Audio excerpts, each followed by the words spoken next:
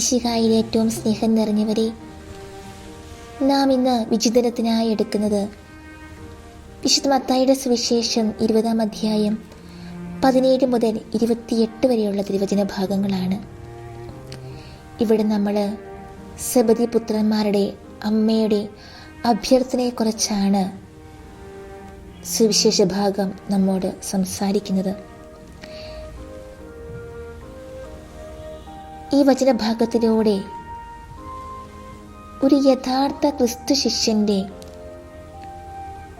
യഥാർത്ഥ സൗഭാഗ്യത്തെക്കുറിച്ച് നമ്മെ ബോധവാന്മാരാക്കുന്നു. ക്രിസ്തുവിൽ നിന്ന് നാം അകന്നു പോകുന്നുണ്ടോ എന്ന് എങ്ങനെ മനസ്സിലാക്കാം എന്നതിനെക്കുറിച്ചും സുവിശേഷം നമ്മോട് സംസാരിക്കുകയാണ്. ഒരു ക്രിസ്തു ശിഷ്യൻ്റെ യഥാർത്ഥ സൗഭാഗ്യത്തെക്കുറിച്ച് വചനം നമ്മോട് സംസാരിക്കുന്നു. മാമോദീസ സ്വീകരിച്ച് ക്രൈസ്തവ സഭയിലെ അംഗങ്ങളായി ഈശോയെ രക്ഷകനും നാഥനുമായി സ്വീകരിച്ച അനുയായികൾക്ക് ഈശോ മാറ്റിവെച്ചിരിക്കുന്ന സമ്മാനമാണ് ദൈവരാജ്യത്തിൽ അവിടുത്തെ വലത്തും ഇടത്തും ഇരിക്കാനുള്ള അനുവാദം നൽകുക എന്നത്. അധികാരമോഹം കൊണ്ട് ആ അമ്മ ചോദിച്ചതാണെങ്കിലും അതിൻ്റെ മറുവശത്തെക്കുറിച്ച് ചിന്തിക്കാനുള്ള ഒരു ആഹ്വാനവും അതിൻ്റെ പിന്നിലുണ്ട്. മക്കൾക്ക് നല്ല സ്ഥാനങ്ങൾ ലഭിക്കണമെന്നത് ഏതൊരു മാതാപിതാക്കളുടെയും ആഗ്രഹമാണ്.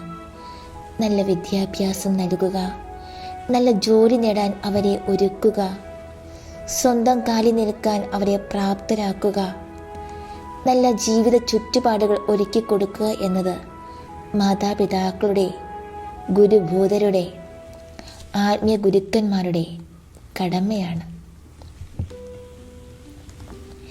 എന്നാൽ ധനവും സ്ഥാനങ്ങളും സ്വന്തമാക്കാനുള്ള വ്യഗ്രതയിൽ മാതാപിതാക്കളും മക്കളും മറന്നു പോകുന്ന ഒരു കാര്യമുണ്ട്. ആ കാര്യത്തെക്കുറിച്ചാണ് സെബദി പുത്രന്മാരുടെ അമ്മ നമ്മെ ഓർമ്മിപ്പിക്കുന്നത്.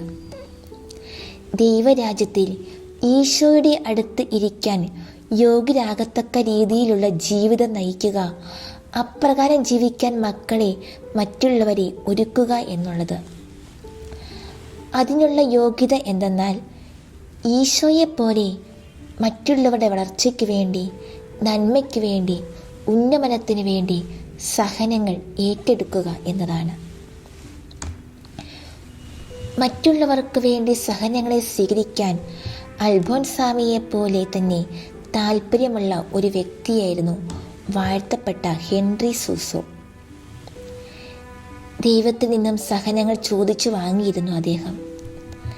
തൻ്റെ സഹനങ്ങൾ മറ്റുള്ളവരുടെ നന്മയ്ക്കായി ദൈവകരങ്ങളെ സമർപ്പിക്കാൻ ഉത്സുകനായിരുന്നു അദ്ദേഹം.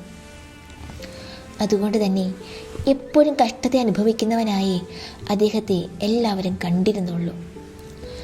ഒരിക്കൽ അദ്ദേഹത്തിൻ്റെ ജീവിതത്തിൽ സഹനങ്ങളെല്ലാം കുറഞ്ഞ കുറേ ദിവസങ്ങളുണ്ടായി. അപ്പോൾ അദ്ദേഹം പറഞ്ഞു, ദൈവം തന്നെ മറന്നിരിക്കുന്നു എന്ന്. എന്നാൽ കുറേ നാളുകൾക്ക് ശേഷം കുറേ പേർ തന്നെ അപായപ്പെടുത്താൻ ശ്രമിക്കുന്ന ഗൂഢാലോചനയെപ്പറ്റി അദ്ദേഹത്തിന് അറിവ് കിട്ടിയപ്പോൾ അദ്ദേഹം പറഞ്ഞു, നോക്കൂ, ദൈവം എന്നെപ്പറ്റി ചിന്തിച്ചു തുടങ്ങിയിരിക്കുന്നു എന്ന്. എന്നാൽ വിദ്യാസമ്പന്നയും സുന്ദരിയുമായ ഒരു കത്തോലിക്ക യുവതി ഒരിക്കൽ ഇടവക വൈദികനോട് ഇപ്രകാരം പറഞ്ഞു, ഞാൻ ദേവാലയത്തിൽ കയറിയാൽ ഏറ്റവും പിന്നിലോ പള്ളി തൂണുണ്ടെങ്കിൽ അതിൻ്റെ മറവിലോ നിന്ന് മാത്രമേ പ്രാർത്ഥിക്കാറുള്ളൂ. കാരണം എന്തെന്നോ, കർത്താവിൻ്റെ തൂങ്ങപ്പെട്ട രൂപം നോക്കി പ്രാർത്ഥിച്ചാൽ നല്ല സമ്മാനം തന്നെ കിട്ടും. അതിനാൽ ഒഴിഞ്ഞു നോക്കലാണ് നല്ലത്. എന്താണ് ഈ നല്ല സമ്മാനം എന്ന ചോദ്യത്തിന് അവൾ പറഞ്ഞു, വേദനകൾ, രോഗങ്ങൾ, സഹനങ്ങൾ, വേർപാടുകൾ, ഇവയൊക്കെ തന്നെ. ജീവിതത്തിലെ സഹനങ്ങളോടുള്ള രണ്ട് വ്യത്യസ്ത വ്യക്തികളുടെ സമീപനങ്ങൾ. എന്നാൽ സുവിശേഷത്തിൽ ഈശോ പറയുന്നത് എന്താണ്? മനുഷ്യപുത്രൻ വന്നിരിക്കുന്നത് അനേകരുടെ മോചനദ്രവ്യമായി സ്വജീവൻ നൽകാനാണ് എന്നാണ്. ഉരുകി പ്രകാശം നൽകുക എന്ന മെഴുകുതിരിയുടെ ദൗത്യം പോലെ നമുക്കും മറ്റുള്ളവർക്കായി ഉരുകാം, ഇല്ലാതാകാം. ഉള്ളറിയുന്നവർക്ക് വേണ്ടി, ഉറ്റവർക്ക് വേണ്ടി ഉരുകുമ്പോൾ ഉണ്ടാകുന്ന നോവ് നന്മയുടേതാണ്, സ്നേഹത്തിൻ്റെതാണ്, കരുതലിൻ്റെതാണ്. നന്മയ്ക്ക് വേണ്ടിയുള്ള, ഉറ്റവരുടെ പുഞ്ചിരിക്ക് വേണ്ടിയുള്ള സഹനങ്ങൾ നമുക്കും സന്തോഷത്തോടെ ഏറ്റെടുക്കാം. മറ്റുള്ളവർക്ക് വേണ്ടിയുള്ള സഹനങ്ങൾ, ത്യാഗങ്ങൾ നമ്മെ ദൈവരാജ്യത്തിൽ ഈശോയോടൊപ്പം ഇരിക്കാൻ നമ്മെ യോഗ്യരാക്കും. ഇനി ക്രിസ്തുവിൽ നിന്ന് നാം അകന്നു പോകുന്നുണ്ടോ എന്ന് എങ്ങനെ മനസ്സിലാക്കാം എന്നതിനെക്കുറിച്ചും സുവിശേഷം നമ്മോട് സംസാരിക്കുന്നു. മോറി ബുഗാട്ട് എന്ന 92കാരനെ കുറിച്ച് വായിക്കാനിടയായി. തൻ്റെ കിടക്കയിൽ ഒതുങ്ങിപ്പോയിട്ടും മിഷിഗണിൽ ഭവനരഹിതരായവർക്ക് വേണ്ടി 8000-ലധികം തൊപ്പികൾ തുന്നി ഈശോയുടെ ശുശ്രൂഷ മനോഭാവത്തെ അടുത്തനുകരിച്ച ഒരു വന്ധ്യവയോധികൻ. തൻ്റെ ആരോഗ്യത്തിലോ പരിമിതിയിലോ ശ്രദ്ധ കേന്ദ്രീകരിക്കാതെ ബുഗാട്ട് തനിക്കപ്പുറത്തേക്ക് നോക്കി മറ്റുള്ളവരുടെ ആവശ്യങ്ങളെ തൻ്റേതിന് മുകളിൽ വയ്ക്കേണ്ടതിന് തന്നാൽ കഴിയുന്നത് ചെയ്യാൻ അദ്ദേഹം കഠിനമായി പരിശ്രമിച്ചു. ഞാൻ കർത്താവിൻ്റെ അടുക്കൽ പോകുന്നത് വരെ ഇത് ചെയ്യും എന്നാണ് അദ്ദേഹം ഒരിക്കൽ പങ്കുവെച്ചത്. അദ്ദേഹത്തിന് തൊപ്പി ലഭിച്ചവരെ മിക്കവർക്കും അദ്ദേഹത്തിൻ്റെ കഥയോ ഒരു തൊപ്പി നിർമ്മിക്കാൻ വേണ്ടി അദ്ദേഹം എന്ത് ത്യാഗം ചെയ്തു എന്നോ അറിയില്ലെങ്കിലും സ്നേഹത്തെ സ്ഥിരോത്സാഹം ചെയ്ത മോറിയുടെ ഈ ലളിത പ്രവൃത്തി ഇന്ന് ലോകമെമ്പാടും ആളുകളെ പ്രചോദിപ്പിക്കുന്നുണ്ട്. നമ്മിലുള്ള താഴ്മയോട് കൂടിയുള്ള സേവന മനോഭാവം എന്തുമാത്രം നമ്മെ ക്രിസ്തുവുമായി ചേർത്ത് നിർത്തുന്നു, ഒന്നിപ്പിക്കുന്നു എന്ന് തിരുവചനവും ചൂണ്ടിക്കാണിക്കുന്നുണ്ട്. വിശുദ്ധ പൗലോസ് ശ്ലീഹ ഇപ്രകാരം പറയുന്നുണ്ടല്ലോ, യേശു ക്രിസ്തുവിനുണ്ടായിരുന്ന ഈ മനോഭാവം നിങ്ങളിലും ഉണ്ടായിരിക്കട്ടെ എന്ന്. ഏതാണ് ആ മനോഭാവം? ദൈവമായിരുന്നിട്ടും ദാസന്റെ രൂപത്തിൽ ശുശ്രൂഷിക്കാൻ കടന്നു വന്ന ഈശോയുടെ മനോഭാവം. തിരുവചനത്തിൽ ഈശോ പറയുന്നുണ്ടല്ലോ, ശുശ്രൂഷിക്കപ്പെടാനല്ല ശുശ്രൂഷിക്കാനാണ് മനുഷ്യപുത്രൻ വന്നിരിക്കുന്നത് എന്ന്. വീണ്ടും അവിടുന്ന് പറയുന്നു, നിങ്ങളിൽ വലിയവനാകാൻ ആഗ്രഹിക്കുന്നവൻ നിങ്ങളുടെ ശുശ്രൂഷകനും, നിങ്ങളിൽ ഒന്നാമനാകാൻ ആഗ്രഹിക്കുന്നവൻ എല്ലാവരുടെയും ദാസനുമായിരിക്കണമെന്ന്. മറ്റുള്ളവരുടെ മുമ്പിൽ എളിമപ്പെടേണ്ടതിൻ്റെയും മറ്റുള്ളവർക്ക് ശുശ്രൂഷ ചെയ്യേണ്ടതിൻ്റെയും പ്രാധാന്യത്തെക്കുറിച്ച്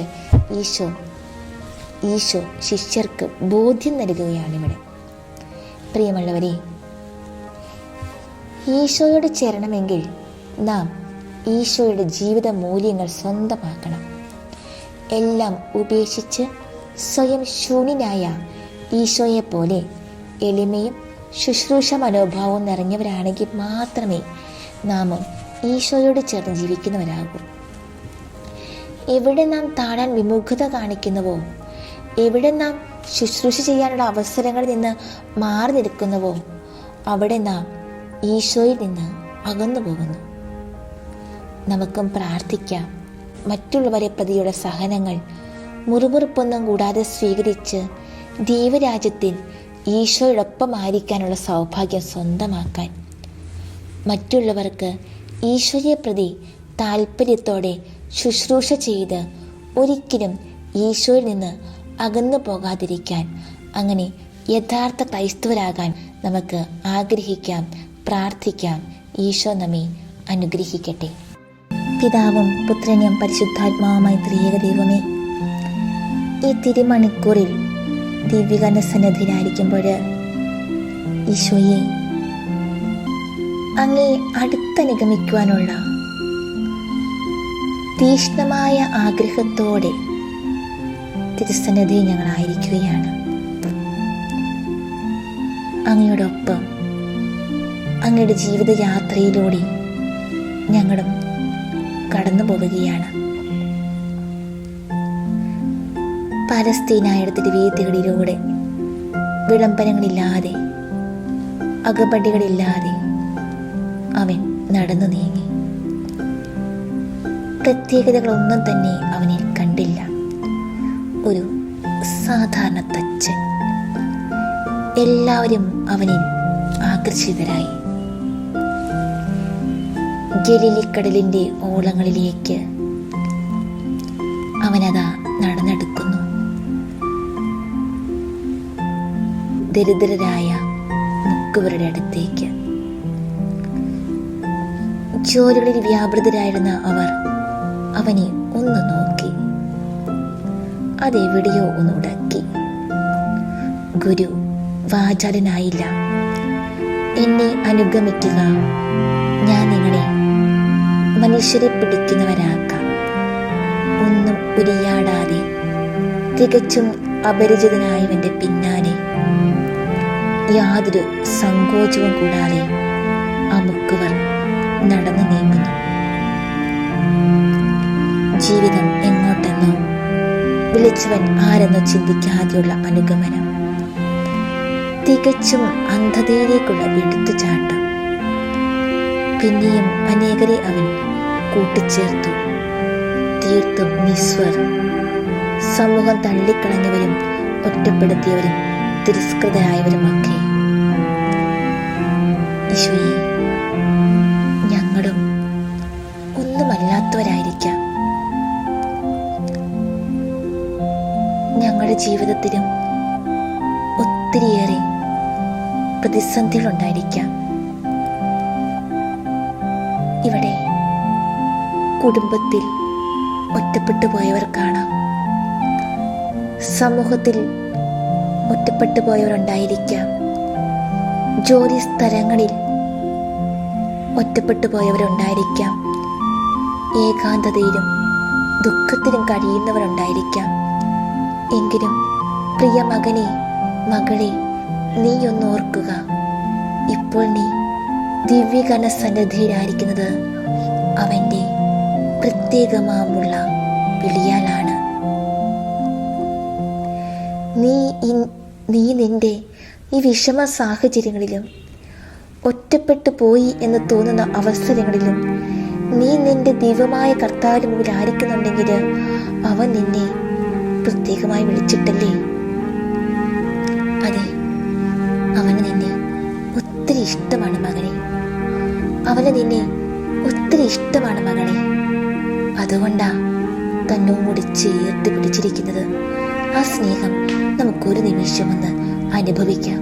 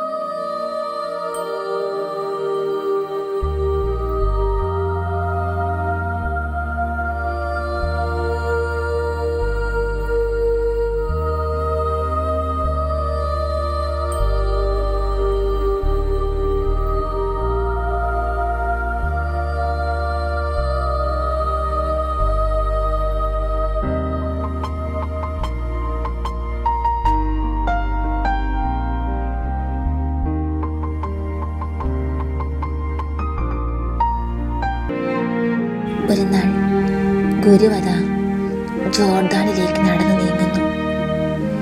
അനുതാപികളോടൊപ്പം നിൽക്കുന്നു. അഗ്നിസ്നാനം നൽകുന്നവൻ അനുതാപ സ്നാനത്തിന് അണഞ്ഞിരിക്കുന്നു.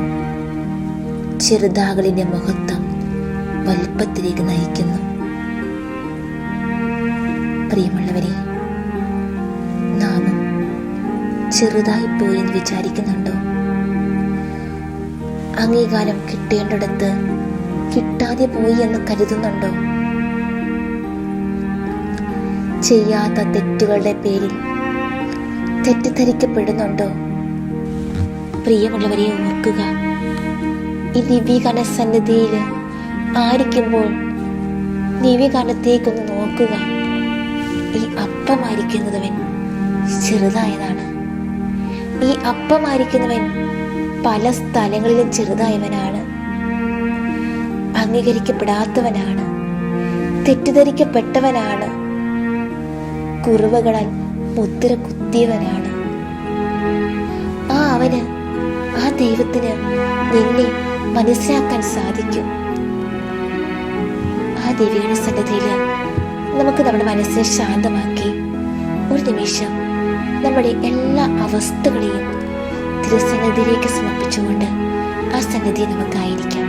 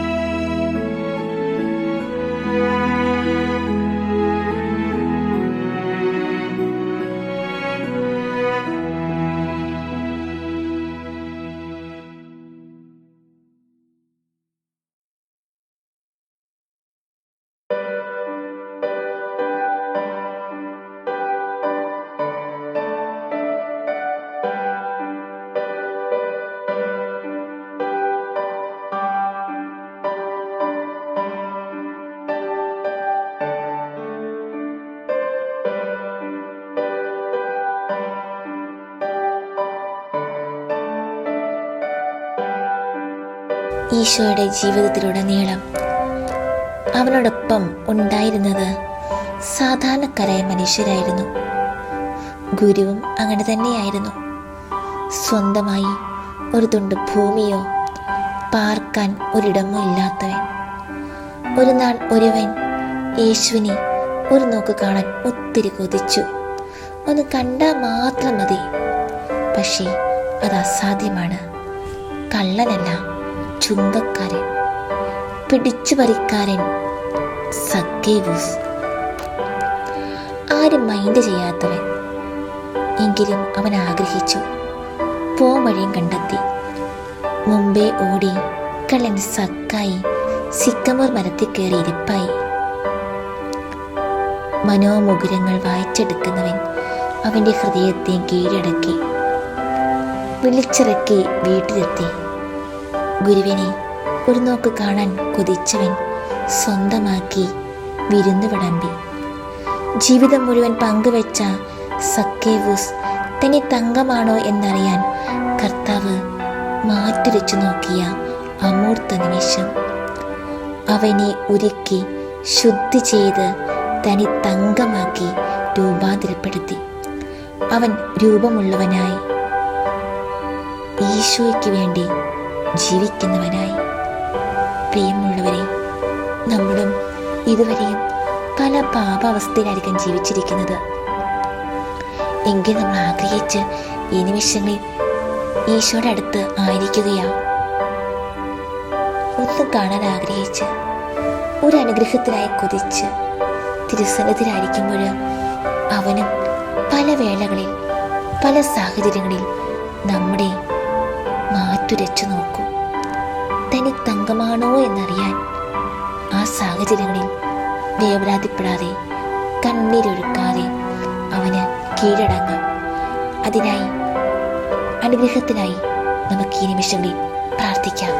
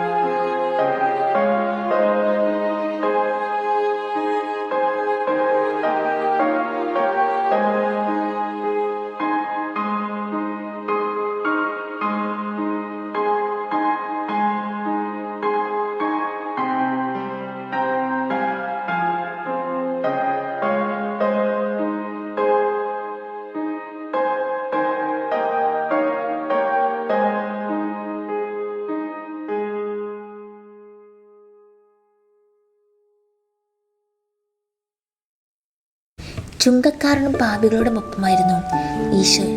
ചുങ്കക്കാരോടും പാപികളോടും ഒപ്പമായിരുന്നു ഈശോയുടെ വിരുന്നുകളെല്ലാം. ശിഷ്യ സമൂഹത്തിലും തിരസ്കൃതരായവരും സമൂഹം മാറ്റി നിർത്തിയവരൊക്കെ ഉണ്ടായിരുന്നു. ചുങ്കസ്ഥലത്തിരുന്ന ലേവിയെ ദൈവദാനമാക്കി മാറ്റിയ ഈശോ എല്ലാവരാലും നിഷേധനായിരുന്നവനെ അന്വേഷിതനാക്കി മാറ്റിയ ഈശോ അവന്റെ ഭവനത്തിന് വിരുന്നിരുന്നു. അവിടെയും ഗുരുവിനെ തേടിയെത്തിയവർ പാപിനിയായവൾ പാദക്ഷാളനത്തോടൊപ്പം പങ്കുപറ്റി പരിശുദ്ധ സ്നേഹം. തൻ്റെ ജീവിതത്തിലെ ഞെരിപ്പൊടനുഭവങ്ങളെ, ഞെരിഞ്ഞമർന്ന ജീവിത ദുഃഖങ്ങളെ കണ്ണീരുകൊണ്ട് കഴുകി വെളുപ്പിച്ചു അവൾ. കൃത്രിമത്വത്തിൻ്റെയും നശ്വരതയുടെ പിന്നാലെയാണ് അവൾ പരക്കം പാഞ്ഞത്. തൻ്റെ നശ്വരതയുടെ സുഗന്ധങ്ങളും ചാരുതകളുമെല്ലാം അവൾ അനശ്വരനായവൻ്റെ പാദാന്തികെ ഒഴിച്ചു. വിലപിടിച്ചവയെന്ന് പലരും അവളെ കുറ്റപ്പെടുത്തി. അപ്പോഴും ഗുരു ഒന്നും ഉരിയാടിയില്ല. പക്ഷേ ആ ഹൃദയഗതങ്ങൾ അവൾ ഒപ്പിയെടുത്തു. ജീവിതമാകുന്ന കൽഭരണി ഗുരുവിൻ്റെ പാദത്തിങ്കൽ തച്ചുടച്ചു. പുതുവീഞ്ഞിൻ്റെ നിറകുടവുമായി ആ പാദങ്ങളെ പിന്തുടർന്നു. പിന്നീട് അവൾ തിരിഞ്ഞു നോക്കിയില്ല, തിരിഞ്ഞു നടന്നില്ല. നേടിയെടുത്തവൻ്റെ നേട്ടങ്ങളുടെയും നേതൃത്വത്തിൻ്റെ നേർമ അവൾ നേടിയെടുത്തു. നമുക്കും തിരുസന്നിധിയിലായിരിക്കാം.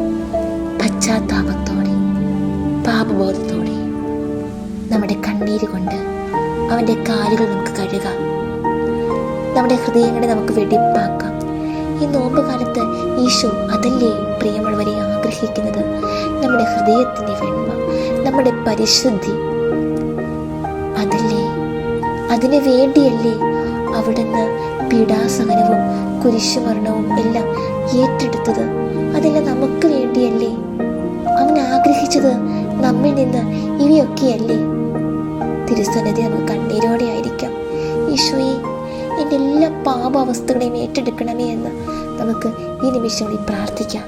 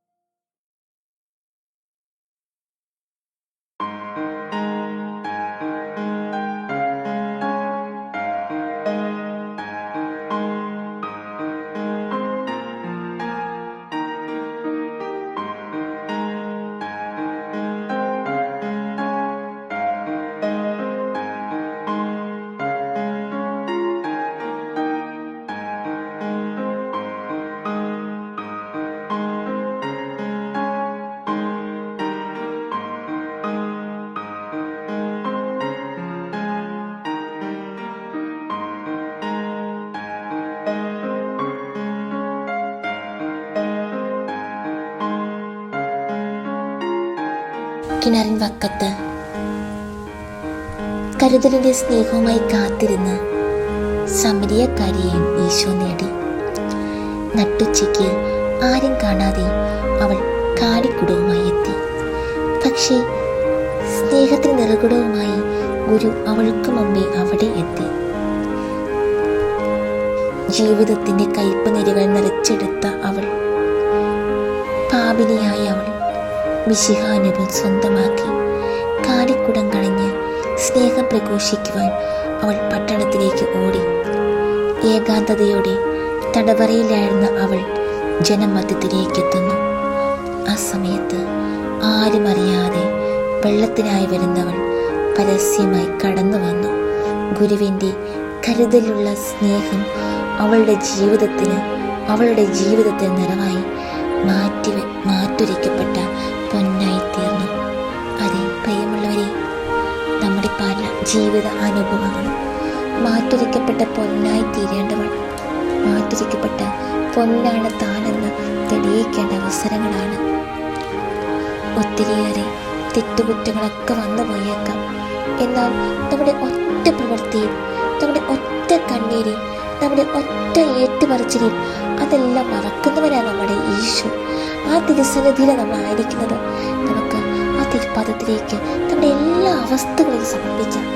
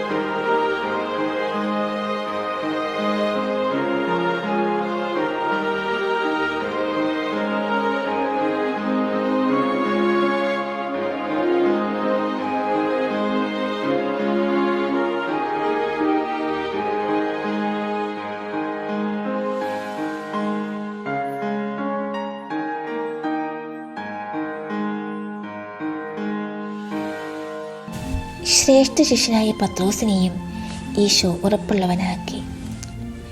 കാറ്റുതൊലിയുന്ന ഞാങ്ങണയായിരുന്നവനെ കേപ്പായാക്കി. ഉപേക്ഷിക്കില്ലെന്ന് കട്ടായം പറഞ്ഞവൻ 3 ആവർത്തി തള്ളിപ്പറഞ്ഞു. വലിയും വള്ളവും ഉപേക്ഷിച്ചവൻ ഗുരുവിനെ മറന്ന് വീണ്ടും കടലിലേക്ക് പോയി. എടുത്തു ചാടി പ്രവർത്തിച്ചവൻ, വാളെടുക്കരുതെന്ന് ഓതിയിട്ടും ചെവി മുറിച്ചവൻ, വിശ്വാസ സത്യം ഏറ്റുപറഞ്ഞിട്ടും വിശ്വാസത്തിൽ ഉറച്ചു നിൽക്കാത്തവൻ, ആലോചനയില്ലാതെ അഭിപ്രായം പറയുന്നവൻ. എന്നിട്ടും ഗുരു അവനെ സ്നേഹിച്ചു, അഗ്രഗണ്യനാക്കി, താക്കോൽ ഏൽപ്പിച്ചു.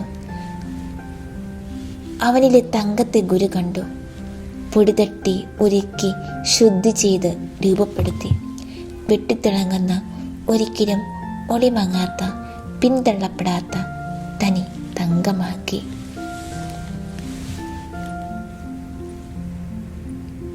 ഈശോയെ, പത്രോസ്ലീഹായെ പോലെ ഞങ്ങളും പലപ്പോഴും എടുത്തു ചാടുന്നവരാണ്. ഇവിടെ വന്ന് സ്തുതിച്ച് പ്രാർത്ഥിച്ചിട്ട് തിരിച്ചു ചെന്ന് കുറ്റം പറയുന്നവരായിരിക്കാം.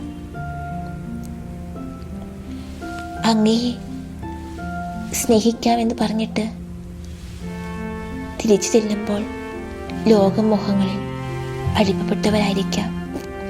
ഈശോയെ, എങ്കിലും അങ്ങ് ഞങ്ങളെ തനി തങ്കമാക്കാൻ, ഒളിമങ്ങാത്ത, പിന്തള്ളപ്പെടാത്ത, വെട്ടിത്തിളങ്ങുന്ന തനി തങ്കമാക്കാൻ ആഗ്രഹിക്കുകയാണ്. ഈശോയെ, അനുഗ്രഹിക്കണമേ, ആശീർവദിക്കണമേ, കരുണയായിരിക്കണമേ.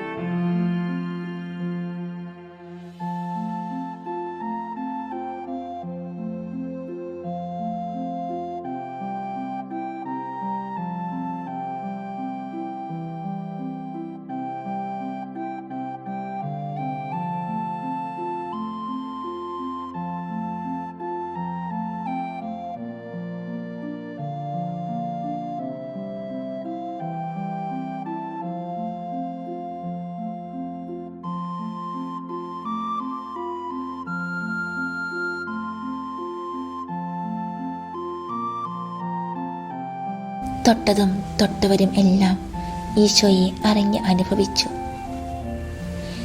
പ്രിയമുള്ളവരെ, നമ്മുടെ ജീവിതത്തിൽ അവൻ വിരുന്നിനെത്തും. അവൻ വിരുന്നിനെത്തും. ആ സമയത്തിനായി കാത്തിരിക്കണം. അപ്പോൾ എൻ്റെ ജീവിതത്തിലും ഈശോ ഇടപെടും. സ്നേഹത്തിൻ്റെയും കരുതലിൻ്റെയും അമൃത് പകർന്നു തരും. അവൻ്റെ മാധുര്യം അനുഭവിച്ചെങ്കിലേ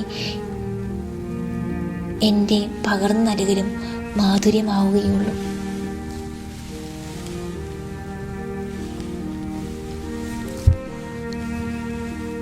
നമ്മുടെ സാന്നിധ്യം, ഒരു ക്രിസ്ത്യാനിയായ നമ്മുടെ സാന്നിധ്യം സൗഖ്യപ്രദമാകണം. ഒരു ക്രിസ്ത്യാനിയായ നമ്മുടെ സാമീപ്യം സൗഖ്യപ്രദമാകണം. സാന്നിധ്യം അനുഗ്രഹദായകമാകണം. മൊഴികൾ സാന്ത്വന വചസ്സുകളാകണം. മിഴികൾ കരുണാർദ്രങ്ങളാകണം. ക്രൈസ്തവ ജീവിതം ഒത്തിരിയേറെ പ്രതിസന്ധികളിലേക്ക് നീങ്ങിക്കൊണ്ടിരിക്കുന്ന ഈ അവസരത്തിൽ നമ്മുടെ ജീവിതം കൊണ്ട് എല്ലായിടത്തും എല്ലായ്പ്പോഴും എല്ലാവർക്കും എല്ലാമാകാനുള്ളതാണ് എന്ന് ബോധ്യപ്പെടുത്താൻ നമുക്ക് കഴിയണം. നമ്മുടെ ജീവിതം ഇപ്പോൾ ആയിരിക്കുന്നതിൽ നിന്ന് ആയിരിക്കുന്നിടത്തേക്ക് പ്രയാണം ചെയ്യുന്നതിന് സമയം അതിക്രമിച്ചിരിക്കുകയാണ്.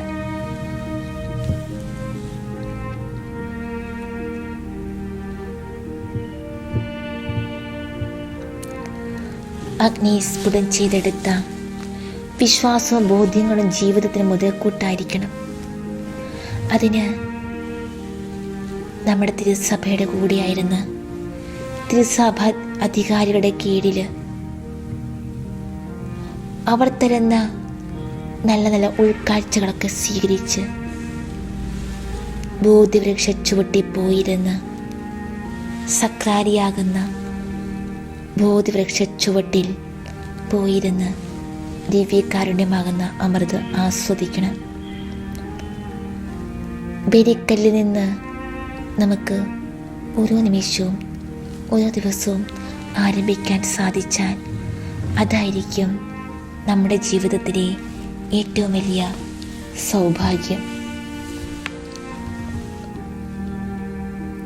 പക്ഷെ പലപ്പോഴും നമ്മൾ കുർബാന അർപ്പിക്കുന്നവരാകാതെ കുർബാന കാണുന്നവർ മാത്രമായി പോയിട്ടുണ്ടോ?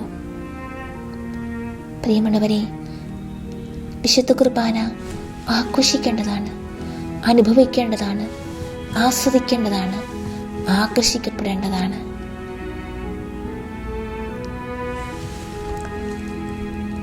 നമുക്ക് നമ്മുടെ ജീവിതങ്ങളെ സമർപ്പിക്കാം. നമ്മുടെ എല്ലാ ജീവിത നിയോഗങ്ങളെയും നമുക്ക് സമർപ്പിക്കാം.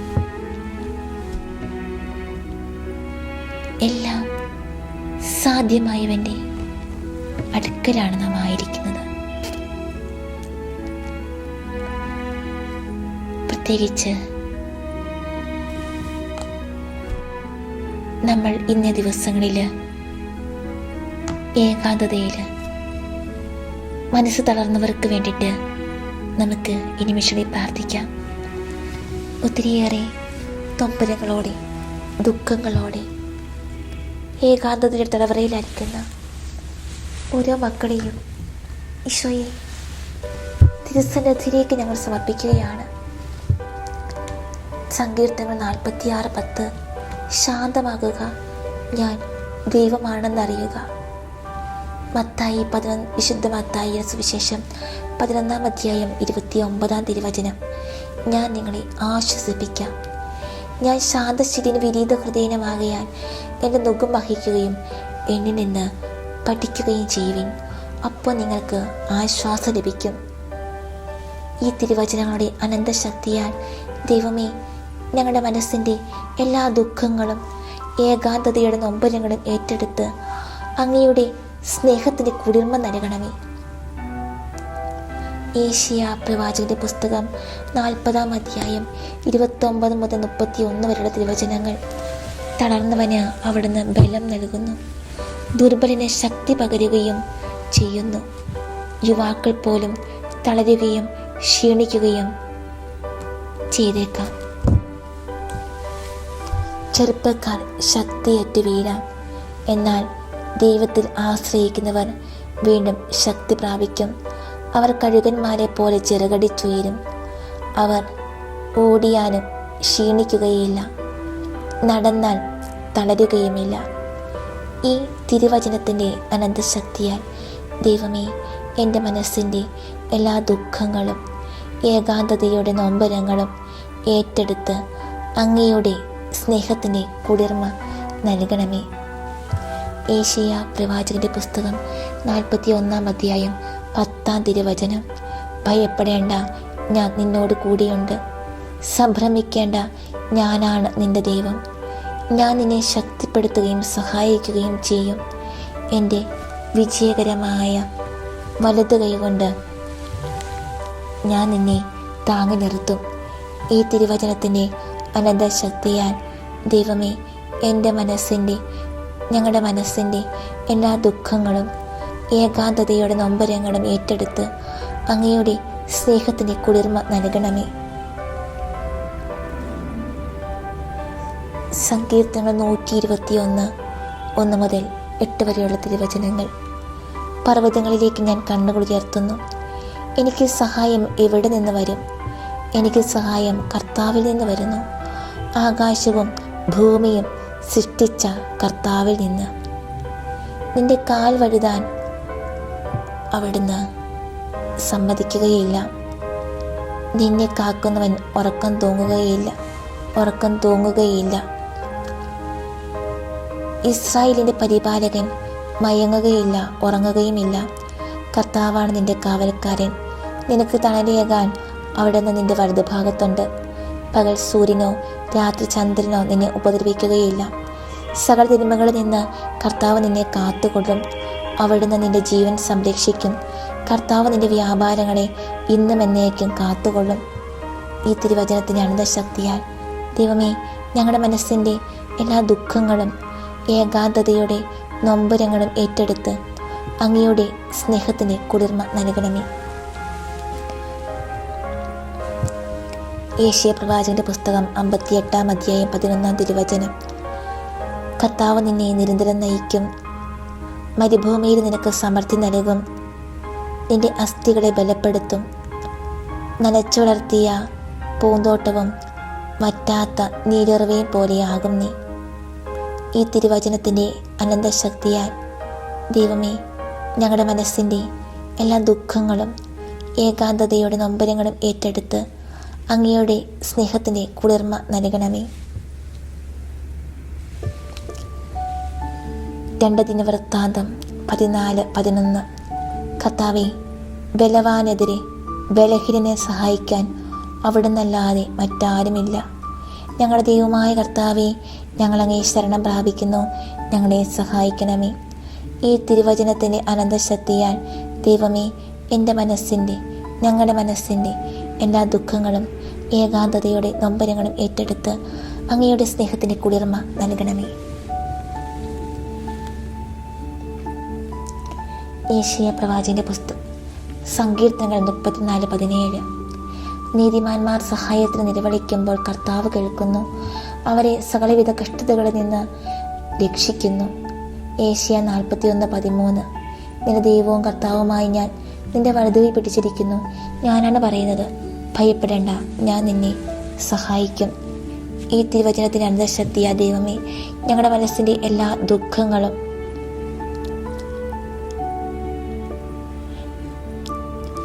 ഏകാന്തതയുടെ നൊമ്പരങ്ങളും ഏറ്റെടുത്ത് അങ്ങയുടെ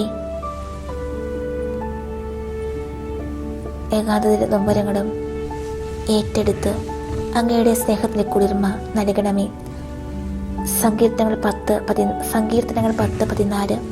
അങ്ങ് കാണുന്നുണ്ട്. കഷ്ടപ്പാടുകളും ക്ലേശങ്ങളും അങ്ങ് തീർച്ചയായും കാണുന്നുണ്ട്. അങ്ങ് അവ ഏറ്റെടുക്കും. നിസ്സഹായൻ തന്നെ അങ്ങയ്ക്ക് സമർപ്പിക്കുന്നു. അനാഥന് അവിടുന്ന് സഹായകനാണല്ലോ. ഈ തിരുവചനത്തിൻ്റെ അനന്തശക്തിയാൽ ദൈവമേ, ഞങ്ങളുടെ മനസ്സിൻ്റെ എല്ലാ ദുഃഖങ്ങളും ഏകാന്തതയുടെ നൊമ്പരങ്ങളും ഏറ്റെടുത്ത് അങ്ങയുടെ സ്നേഹത്തിൻ്റെ കുളിർമ നൽകണമേ. വിശുദ്ധ യോഹന്നാന്റെ സുവിശേഷം 14-ാം അധ്യായം 18-ാം തിരുവചനം. ഞാൻ നിങ്ങളെ അനാഥരായി വിട്ടുകളയുകയില്ല, ഞാൻ നിങ്ങളുടെ അടുത്തേക്ക് വരും. പ്രഭാഷകൻ 2:6. കർത്താവിൽ ആശ്രയിക്കുക, അവിടുന്ന് നിന്നെ സഹായിക്കും. നേരായ മാർഗത്തിൽ ചരിക്കുക, കർത്താവിൽ പ്രത്യാശ അർപ്പിക്കുക. ഈ തിരുവചനത്തിൻ്റെ അനന്തശക്തിയാൽ ദൈവമേ, ഞങ്ങളുടെ മനസ്സിൻ്റെ എല്ലാ ദുഃഖങ്ങളും ഏകാന്തതയുടെ നൊമ്പരങ്ങളും ഏറ്റെടുത്ത് അങ്ങയുടെ സ്നേഹത്തിൻ്റെ കുളിർമ നൽകണമേ. സങ്കീർത്തനങ്ങൾ 34-17-18. നീതിമാന്മാർ സഹായത്തിന് നിലവിളിക്കുമ്പോൾ കർത്താവ് കേൾക്കുന്നു. അവരെ സകലവിധ കഷ്ടതകളിൽ നിന്ന് രക്ഷിക്കുന്നു. ഹൃദയം നുറുങ്ങിയവർക്ക് കർത്താവ് സമീപസ്ഥനാണ്. മനമൊരുകിയവരെ അവിടുന്ന് രക്ഷിക്കുന്നു. ഈ തിരുവചനത്തിൻ്റെ അനന്തശക്തിയാൽ ഞങ്ങളുടെ മനസ്സിൻ്റെ എല്ലാ ദുഃഖങ്ങളും ഏകാന്തതയുടെ നൊമ്പരങ്ങളും ഏറ്റെടുത്ത് അങ്ങയുടെ സ്നേഹത്തിൻ്റെ കുളിർമ നൽകണമേ.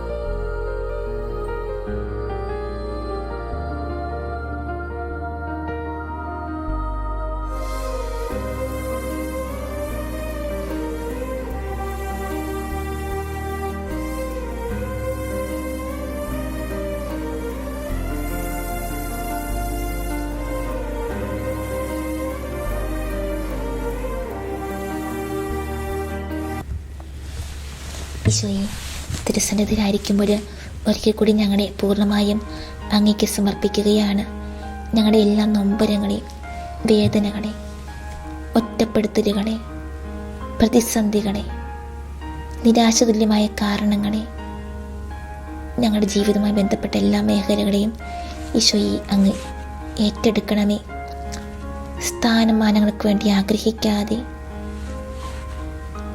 അങ്ങയെ അടുത്ത് അനുഗമിച്ചുകൊണ്ട് മറ്റുള്ളവർക്ക് വേണ്ടി സഹനങ്ങൾ ഏറ്റെടുക്കുന്നവരാകുവാൻ, മറ്റുള്ളവർക്ക് വേണ്ടി വേദനകൾ ഏറ്റെടുത്തുകൊണ്ട് അങ്ങയെപ്പോലെ അനേകർക്ക് മോചദ്രവ്യമായ അനേകർക്ക്, അത് ചിലപ്പോൾ എൻ്റെ ഭാര്യയ്ക്ക് വേണ്ടിയായിരിക്കാം, ഭർത്താവിന് വേണ്ടിയാൽ അത് പക്ഷേ ചിലപ്പോൾ എൻ്റെ ജീവിത പങ്കാളിക്ക് വേണ്ടിയായിരിക്കാം, മക്കൾക്ക് വേണ്ടിയായിരിക്കാം, മാതാപിതാക്കൾക്ക് വേണ്ടിയായിരിക്കാം, ഞാനുമായി ബന്ധപ്പെട്ട ഏതെങ്കിലുമൊക്കെ ആൾക്കാർക്ക് വേണ്ടിയായിരിക്കാം.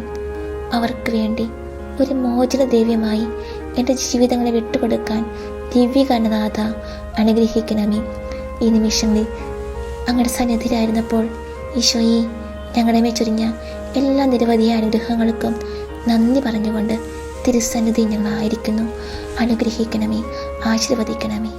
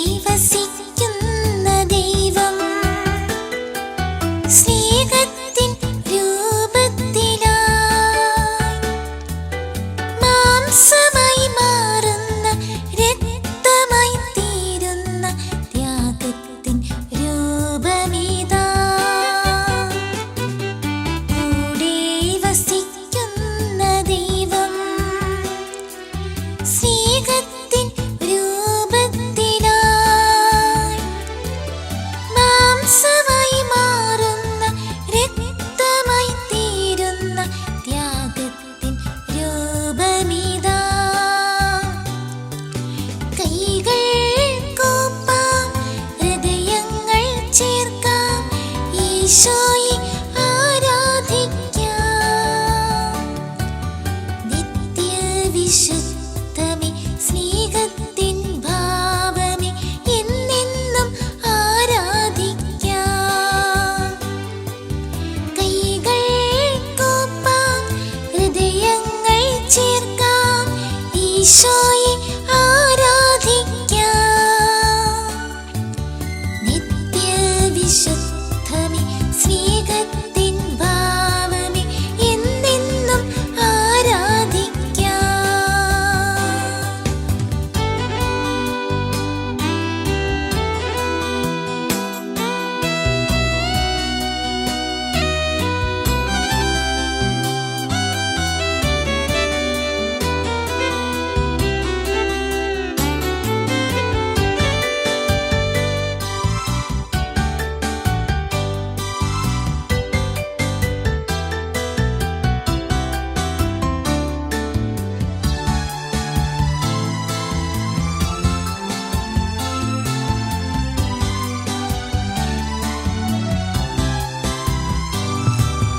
മണ്ണിന്റെ രൂപങ്ങൾ ഏറ്റെടുക്കാൻ വിണ്ണിലെ ഭാവങ്ങൾ വിട്ടെറിഞ്ഞ്, മണ്ണിന്റെ രൂപങ്ങൾ ഏറ്റെടുക്കാൻ വിണ്ണിലെ ഭാവങ്ങൾ വിട്ടെറിഞ്ഞ്, മർത്യനായി തീർന്നൊരൻ പ്രിയനേശുവേ, മർത്യരാം ഞങ്ങൾക്ക് ആരാധന. മർത്യനായി തീർന്നൊരൻ പ്രിയനേശുവേ, മർത്യരാം ഞങ്ങൾക്ക് ആരാധന. മർത്യരാം ഞങ്ങൾക്ക് ആരാധന. കൈകൾ കൂപ്പാം, ഹൃദയങ്ങൾ ചേർക്കാം, ഈശോയെ ആരാധിക്കാം. നിത്യവിശുദ്ധമേ സ്നേഹത്തിൻ ഭാവമേ എന്നെന്നും ആരാധിക്കാം.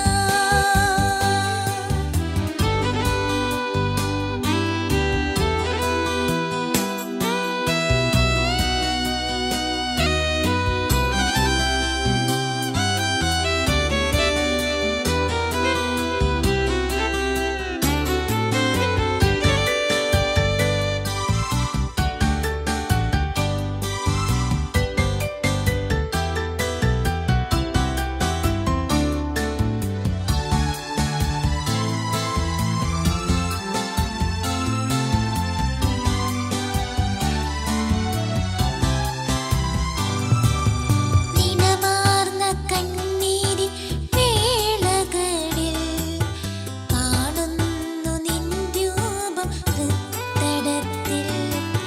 നിണമാർന്ന കണ്ണീരിൻ വേളകളിൽ കാണുന്നു നിൻ രൂപം ഹൃത്തടത്തിൽ.